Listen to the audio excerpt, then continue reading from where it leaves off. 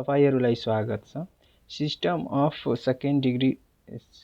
Second order linear equation को हामी आज रस्किन कन्सेप्ट लिएर उपस्थित भइसकेको छु।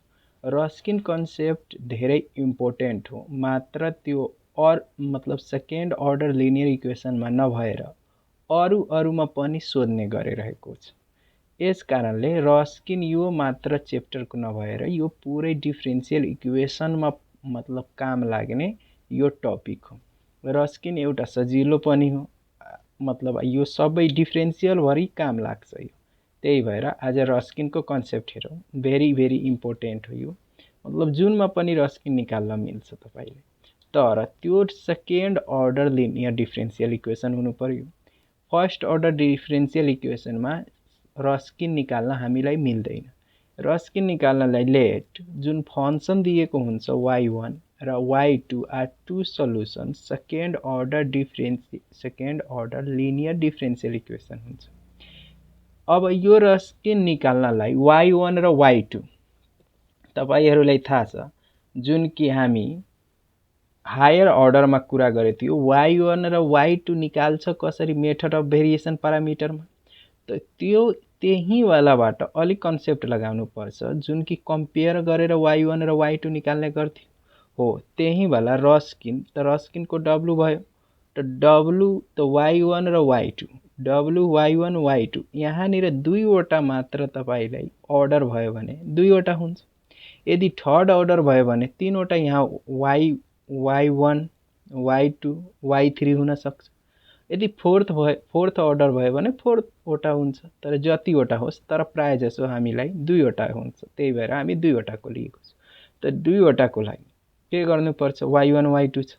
त अब यसलाई डिटरमाइन y1 y2, यदि y3 हुन्थ्यो भने y3, अब त्यसैको डेरिभेटिभ तल गर्ने y1 ड्याश y2 ड्याश। यो तपाईले यदि थाहा छैन भने डाइरेक्ट यो पनि गर्न मिल्छ। यसको डिटरमाइन्ड खोलेछ y1 into y2 dash minus y2 into y1 dash. ठीक छ, यति थाहा छ। अब यो y1 र y2 निकाल्ने कसरी, त यसको लागि नोटमा जुन हाम्रो इक्वेसन दिएको हुन्छ त्यो इक्वेसनलाई हामी CF निकाल्नु पर्छ, complementary function C1 into y1 plus C2 into y2। अब यहाँबाट कम्पेयर गरेर हामी C1 y1 र y2 को भ्यालु लिन्छौँ। यहाँ नोट गर्नुको अर्थ यहाँ यसमा तपाईहरु यसलाई इम्पोर्टेन्ट बुझ्नु होला, ध्यान राख्नुपर्छ। यसलाई तपाईहरु ध्यान राख्नुपर्छ। रस्किन y1 y2 यदि 0 छ भने त्यो डिपेन्डेन्ट सोलुसन हुन्छ। त्यसलाई हामी LD पनि भन्छौं, लिनियरली डिपेन्डेन्ट सोलुसन। यदि 0 भइदियो भने लिनियरली डिपेन्डेन्ट सोलुसन। यदि y1 y2 डज नोट 0 छ भने त्यस्तो अवस्थामा इन्डिपेन्डेन्ट सोलुसन हुन्छ, लिनियरली इन्डिपेन्डेन्ट सोलुसन। तर एउटा यसमा डिसएडभान्टेज के छ भने it is the find out the value of Ruskin particular point. अब यो रस्किन छ नि, यो एउटा पार्टिकुलर पोइन्टमा मात्र निकाल्न मिल्दो रहेछ, बाँकी सबै पोइन्टमा निकाल्न मिल्दैन। एउटा पार्टिकुलर पोइन्टमा निकाल्न मिल्छ, सबै पोइन्टमा निकाल्न मिल्दैन। त्यसको लागि अर्को फर्मुला युज गर्नुपर्छ, जसको नाम हो एबल। अर्को भिडियोमा हामी एबलको कुरा गर्छौं। एबल फर्मुला जुन कि सबै पोइन्टमा रस्किन निकाल्न मिल्छ, तर रस्किन पार्टिकुलर पोइन्टमा रस्किन निकाल्न मिल्छ, सबै पोइन्टमा मिल्दैन। ल अब हामी हिसाबतिर लागौ, झन् बुझ्छ राम्ररी। ल प्रश्न यस प्रकारको दिएछ, so that the solution of, यो दिएछ आर लिनियरली इन्डिपेन्डेन्ट। अब हेराउनु पर्यो कि यो लिनियरली इन्डिपेन्डेन्ट हो त हामी जुन माध्यमबाट तपाईले हेराउन सक्छौ, तर अहिले रस्किन पढिरहेछौं त त्यस्तो रस्किनको माध्यमले हामी हेराउन सक्छौं। त सल्युसन पहिला यसलाई के बनाउने, एक्जुलरली फर्ममा लाग्नु पर्छ। एक्जुलरली इक्वेसन गर्दाखेरि के हुन्छ, m square minus 2m plus 2 equal 0। अब यसलाई फ्याक्टराइज गर्नलाई त यहाँ 2 फ्याक्टराइज गर्नलाई यसलाई अलिकति अप्ठ्यारो हुन्छ त हामी क्वाड्रेटिक इक्वेसनमा लाग्छौँ। यहाँनिर केही छैन, मतलब यसको अगाडि त यहाँ कति भइदियो माइनस माइनस बी त plus plus minus root under b square into 4 4ac गर्दाखेरि अब यो तल 2 इन्टु ए। अब माथि के भयो बी स्क्वायर माइनस 4ac त 4a मतलब ए भन्नाले 1 हो, बी भन्नाले मतलब -2 हो, त यहाँ बी स्क्वायर हो, सी भन्नाले 2 हो। त्यसलाई गर्दाखेरि प्लस माइनस रुट अन्डर 4 -8/2। अब यो कति हुन्छ प्लस माइनस रुट अन्डर यो कति भइदियो -4 -4/2 प्लस माइनस 4i गर्न मिल्छ 2i गर्न मिल्छ /2। यसलाई गर्दाखेरि के हुन्छ 1 प्लस माइनस i। ठीक छ, यो हाम्रो के भइदियो यम को भ्यालु। जब यम को भ्यालु अल्फा प्लस माइनस यसलाई विथ हामी योसँग कम्पेयरिङ गर्न मिल्छ अल्फा प्लस माइनस बीटा। अब सीएफ निकाल्नको लागि अल्फा पनि छ बीटा पनि छ, त सीएफ के हुन्छ हाम्रो सीएफ देन सीएफ के हुन्छ एई सोल्युसन। एई सोल्युसन के हुन्छ सीएफ को लागि हामी के गर्नुपर्छ c1 sin cos beta x cos x plus c2 sin x ई को पावर। अब अल्फा को कारणले x भइदियो यहाँनिर। अब यसलाई सिधै सर्टकट हामी यसलाई इक्वेसन 1 मानिदिने इक्वेसन 1 मानिदिने। त compare from equation 1 with comparing गर्नुपर्छ कुन इक्वेसनसँग सीएफ के गर्ने c1 y1 plus c2 y2। अब यही वाला नै कम्पेयरिङ गर्नुवाला थियो। त अब यसको लागि हामीले y1 को भ्यालु कति आयो त y1 को भ्यालु त यति आयो, तर यो इन्टुमा हो त y1 इक्वल e को power x cos x, y2 equal कति भइदियो e को पावर x sin x। अब यसलाई e मतलब y1 ड्यास थियो मतलब y1 को डेरिभेटिभ, त y1 को डेरिभेटिभ गर्दाखेरि यो जस्ताको त्यस्तै e को पावर x, तर यो त डेरिभेटिभ हुन्छ त यो sin x, तर sin आएको कारणले यहाँ माइनस हुन्छ। अब यो जस्ताको त्यस्तै यसलाई डेरिभेटिभ त प्लस cos x e को पावर x। त्यस्तै यहाँनिर हुन्छ y2 ड्यास के हुन्छ यो जस्ताको त्यस्तै e को power x cos x plus sin e को पावर sin x e को पावर x यो भयो। अब यसलाई हामी के गर्नुपर्छ रस्किन निकाल्नुपर्छ, यो लिनियरली इन्डिपेन्डेन्ट हो कि छ कि छैन त्यो देखाउनलाई भन्दैछु। त त्यसको लागि हामी फेरि अगाडि बढ्दाखेरि त अब रस्किन इक्वल के हुन्छ रस्किन इक्वल के w इक्वल के हुन्छ y1 y2 इक्वल यो के थियो y1 y2 dash minus y2 into y1 dash यही वाला थियो। अब यसमा y1 कति लिएछौ त हामी y1 को राखिदिने। y1 कति लिएछ e इन्टु e को cos x e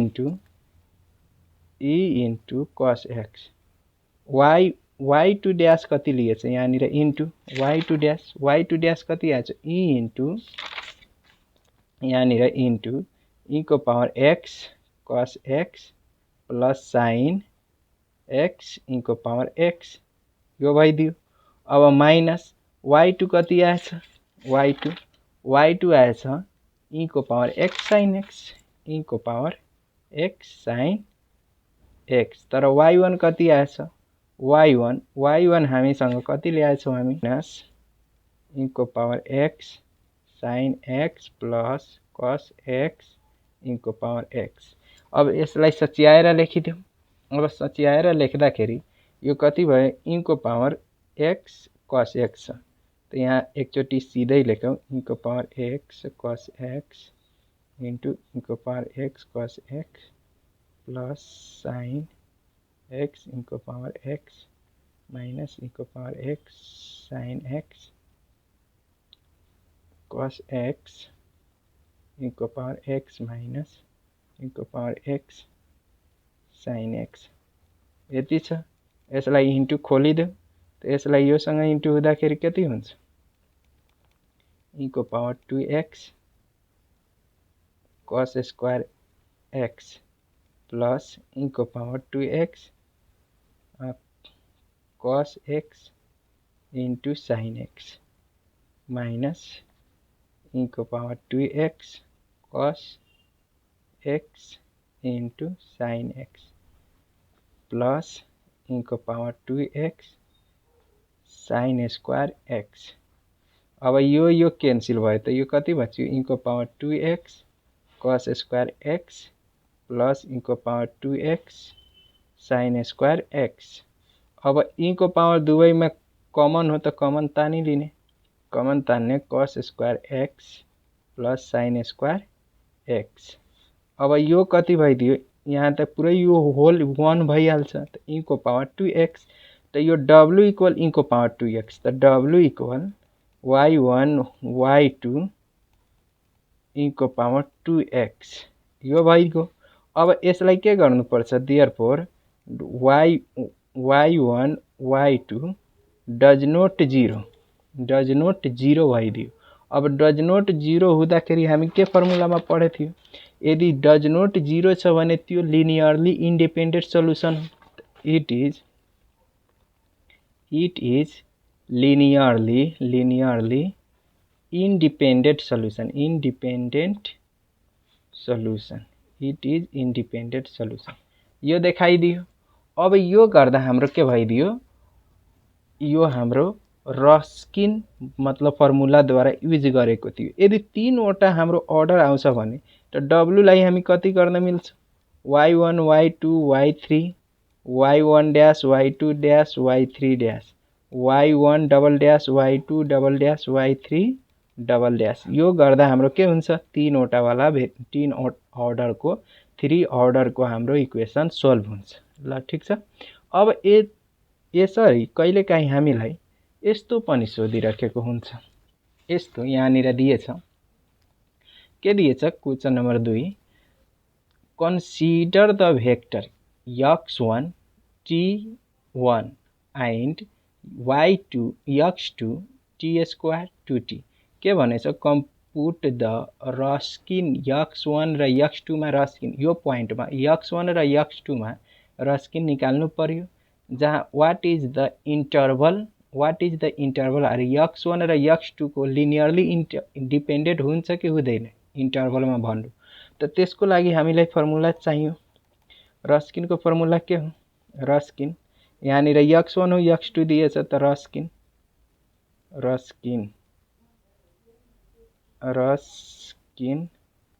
w x1 x2 यही नै गर्नुपर्छ त के हुन्छ यहाँनिर।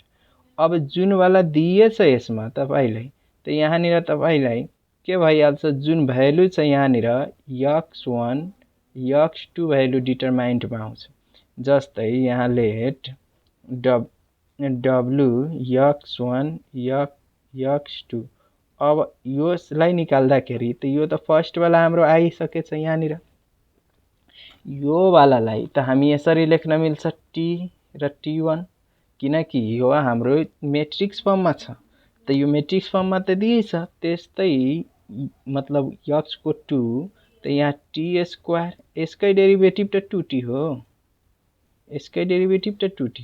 ठीक छ। अब यसलाई रस्किन निकाल्नलाई त योसँग यसलाई इन्टु गर्ने माइनस योसँग यसलाई त के भइदियो 2t square minus t square. अब यसलाई गर्दाखेरि के आइदियो सिधै t स्क्वायर त w x1 x2 यो हाम्रो के भइदियो रस्किन फर्स्टमा भनेछ x1 र x2 मा रस्किन निकाल्न x1 र x2 मा रस्किन निकाल तर बी नम्बरमा भने चाहिँ यो दुवै इन्टरभल हुन्छ कि हुँदैन यक्स र यक्स टूमा, यक्स वान र यक्स टूमा इन्टरभल हुन्छ कि हुँदैन। त ए नम्बरको लागि हाम्रो रस्किन यही भइदियो, सोधै छैन यसमा कि इन्टरभल छ कि छैन ए नम्बरमा। तर बी नम्बरको लागि त हामीलाई लेख्नुपर्छ, त x one and x two, x र यक्स टूमा हामीलाई के भइदियो आर यो लिनियरली इन्डिपेन्डेन्ट छ कि छैन। त यस्तो हेर्दाखेरि त हामीलाई थाहा लागिहाल्यो नि यो डज नोट जिरो हो भने are linearly independent, linearly independent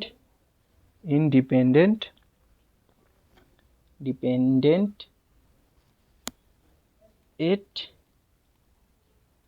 each point, यो पोइन्टमा लिनियरली इन्डिपेन्डेन्ट हो।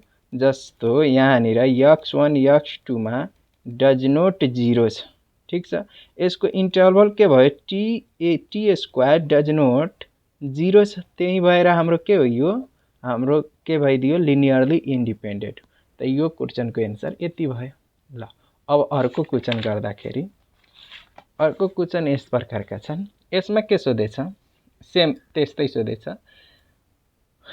Consider vector X one T र टी छ र यसकै डेरिभेटिभ वान हो। त्यस्तै कन्सिडर भेक्टर यक्स टू, त्यस्तै टी मतलब एक्सपोनेन्सियल टी हो र यो एक्सपोनेन्सियल पनि टी हो, यसकै मतलब डेरिभेटिभ हो। के भनेछ, compute the Wronskian x one र यक्स टूमा रस्किन निकाल, are x one and x two always independent what.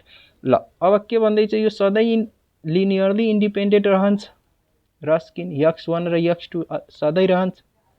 यदि रहन्छ भने ठिक हो, रहेन भने किन रहेन, यस्तो पनि प्रश्न हुन सक्छ, यसमा जोडिदियो अरू पनि त यसको निकाल्नको लागि हामीलाई वी हैव रस्किनको फर्मुला के हुन्छ, Wronskian W equal x one x two. यसमा निकाल्नको लागि के चाहियो, टी हो वान हो, एक्सपोनेन्सियल टी हो एक्सपोनेन्सियल टी हो। अब यसलाई योसँग इन्टु गर्ने, यसलाई योसँग इन्टु गर्ने। अब इन्टु गर्दाखेरि टी ईको पावर टी माइनस ईको पावर टी भइदियो। तर यो त ई भइहाल्यो हाम्रो रस्किन यही भयो, यति गर्दा त रस्किन भइहाल्यो। अब यो रस्किन निस्किहाल्यो, यक्स वान र यक्स टूमा रस्किन निस्किहाल्यो, किनकि यसको त भ्यालु आयो नि, समथिङ भ्यालु छ, तर छ नि यहाँनिर। अब यसमा घट्नवाला छैन भने घटाइदिने, किनकि यहाँ टी हो तर यहाँ वान हो, त्यही भएर यस्तोमा लेख्न मिल्छ, ठिक छ। यस्तै गर्दा हाम्रो एक नम्बरको भयो। अब दुई नम्बरको लागि यो अलवेज लिनियरली इन्डिपेन्डेन्ट हुन्छ, त यसमा भन्ने मतलब दुई नम्बरमा as x one and x two always linearly